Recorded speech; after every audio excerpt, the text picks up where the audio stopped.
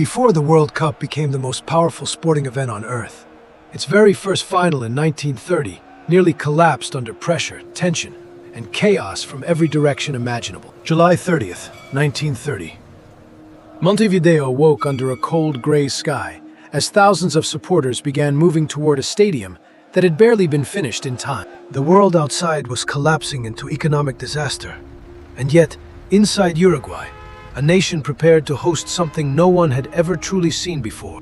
Only 13 teams entered the tournament, as travel across the Atlantic remained slow, dangerous, and expensive during one of the harshest economic periods in modern history. Many European powers refused to come, leaving only a handful of nations willing to endure a brutal ocean journey towards South America. Uruguay, already Olympic champions, promised a new stadium and full support, determined to prove themselves as the greatest football nation in the world. By final day, nearly 70,000 supporters packed into unfinished stands, creating one of the most intense atmospheres ever seen in football history.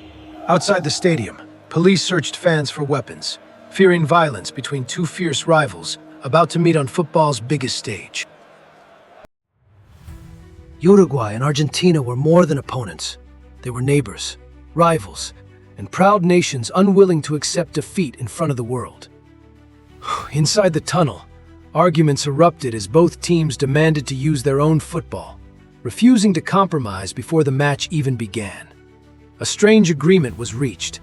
Argentina would use their ball first, and Uruguay would take control of the second half with theirs. When the match finally began, Uruguay struck early, sending the stadium into a roaring explosion of energy and belief.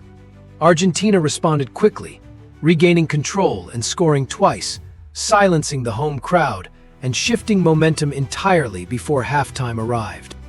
At halftime, Argentina led 2-1, and tension inside the stadium reached an unbearable level. The second half began with a different ball, and almost immediately, Uruguay returned with greater speed, strength, and unstoppable determination. They equalized, then pushed forward relentlessly, turning the match into a fierce battle driven by pride and national identity.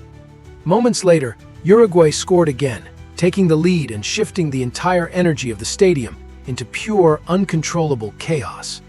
Argentina pushed forward desperately, attacking again and again, but Uruguay refused to break under relentless pressure from their rivals.